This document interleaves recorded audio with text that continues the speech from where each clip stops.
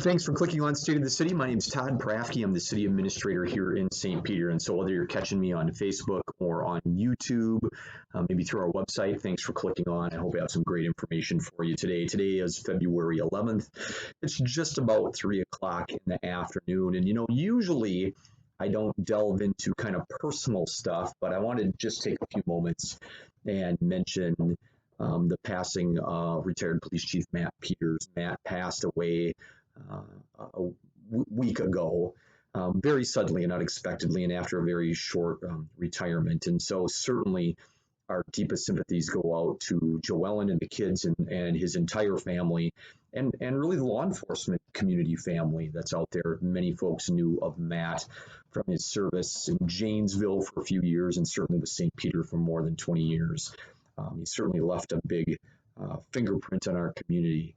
And well, just very sad to think about that.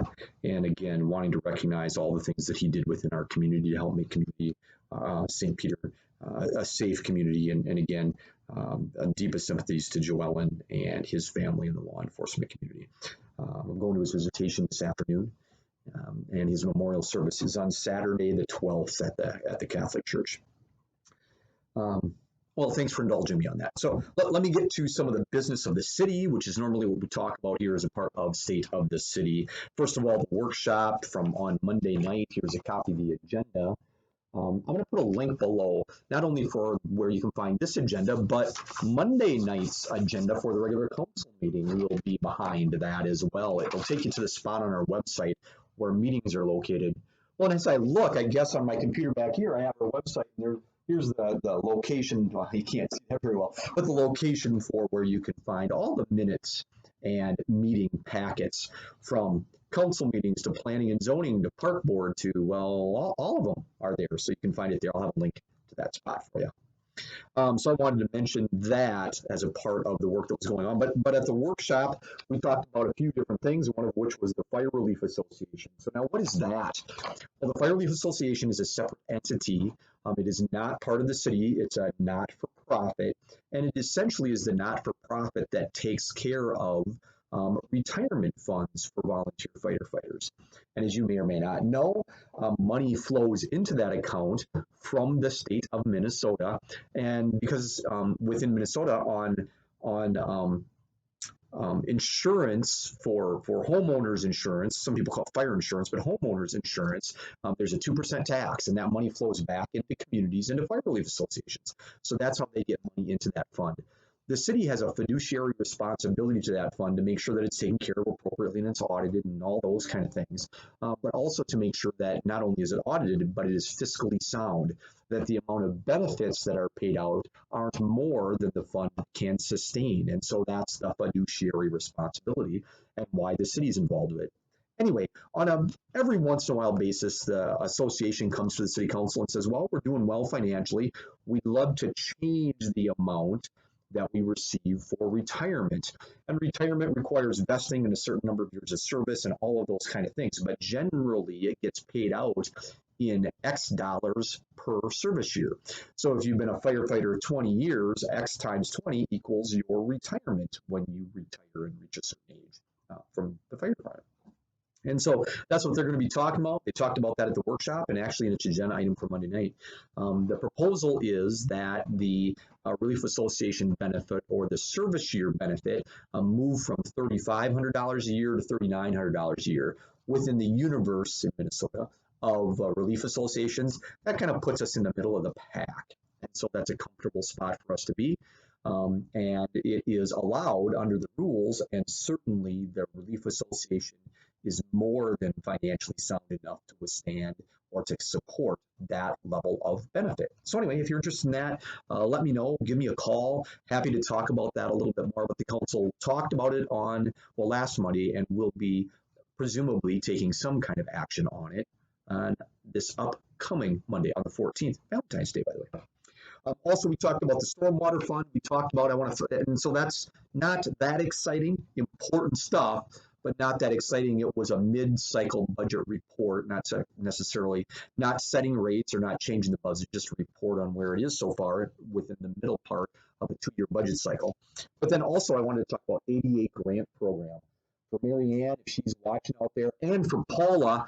I heard from Paula. She always watches State of the City, so I appreciate that.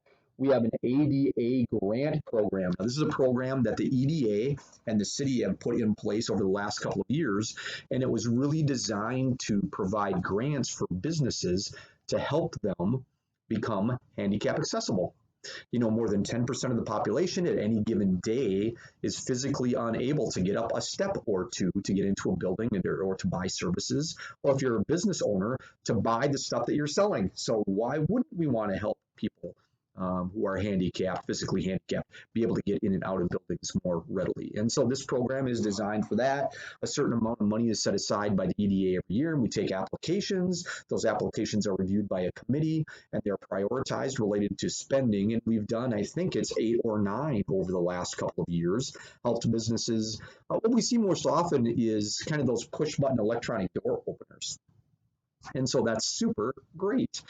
We have businesses that have done some other things, but the goal here is, or the recommendation is from the EDA to the City Council to put that program into effect. So they talked about that Monday, and I suspect the council will move forward with that. It's been a very successful programming.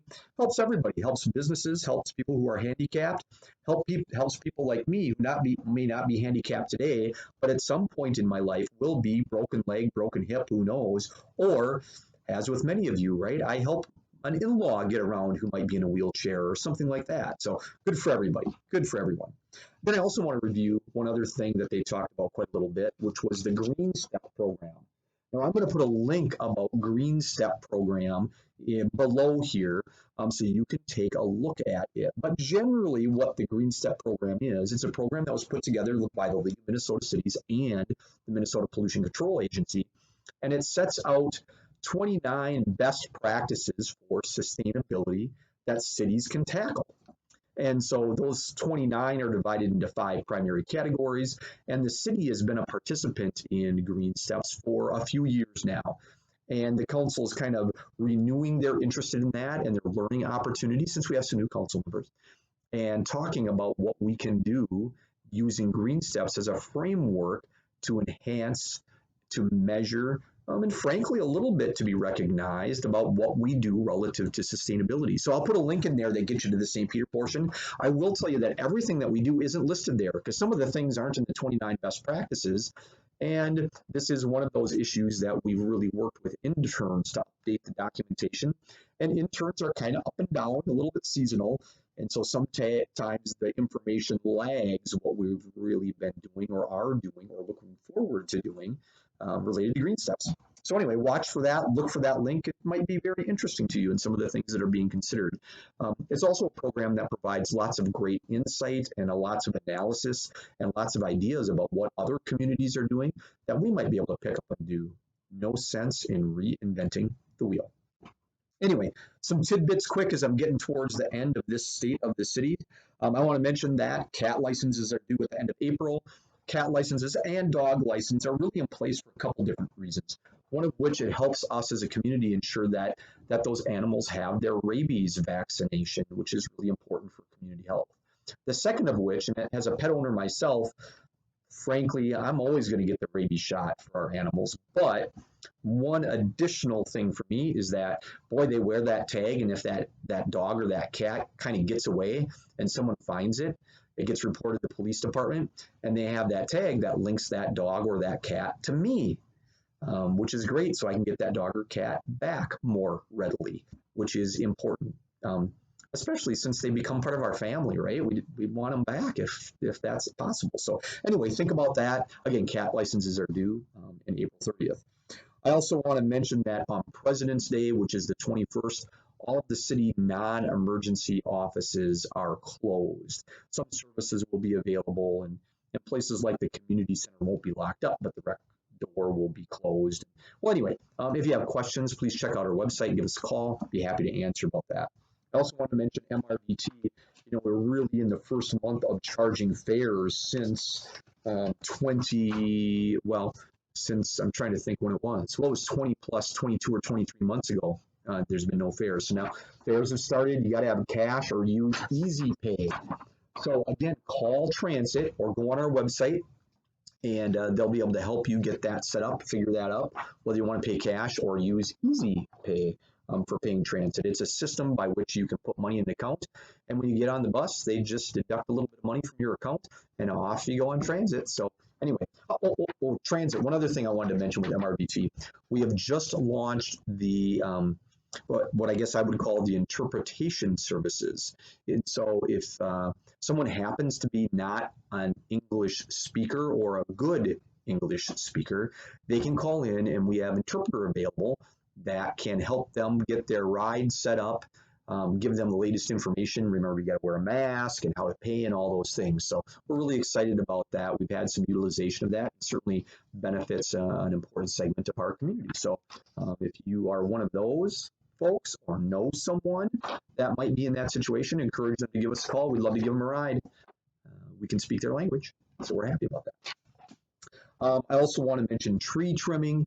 Lots of tree trimming going on throughout St. Peter on Boulevard trees. So thanks for your patience and for people moving their cars out of the way and all of those kind of things. The crews are working hard on that and cleaning up after that. So a big initiative that we have going on that's really well done this time of year. I always mention the hot sheet. It's our electronic newsletter that's available on our website. We send out email with the link to folks so that they can link on and see it. I'll try to include that in the links below too. I'm running quick now. Don't forget to save energy in stpeter.com. This is a great spot to get all your information about rebates, whether it's a dishwasher rebate or a washing machine or light bulbs or whatever it might be. Lots of great information on save energy in stpeter.com. Save yourself some money, help the environment, get that rebate for Energy Star appliances. It's good for everyone again. Whew, here I'm getting to the end. Here's how you can reach out to me. Here's an email address. Here's our website, Facebook. We tweet. There's our handle. Give me a call or check this out. Council meetings, school board meetings, county commissioner meetings, all that kind of stuff. I think I said council meetings. Council meetings are on our YouTube page, so check that out. You know, you can subscribe to that too, and every time we put a new one up there, it'll let you know that new one's there, so you can see it. Anyway, I'm at a little bit over 12 minutes. It's time for me to go. Again, all my best to the Peters family during what's a very difficult time, and all my best to you. Thanks for being in St. Peter. Thanks for clicking on State of the City, and well, we'll catch you again next time.